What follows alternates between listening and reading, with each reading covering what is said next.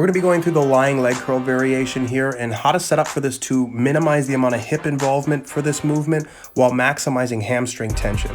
First, we want to contract our glutes and drive our hips forward in an effort to keep our hips stable and braced on the support pad. And before we start the movement, we want to drive up on our heels about 1/2 inch just to initially load the hamstrings. You want to make sure you're stabilized in your upper body by grabbing the handles, maintaining a neutral posture, which might mean you need to lift up in your chest a little bit as you keep your hips forward and curl through your active range of motion.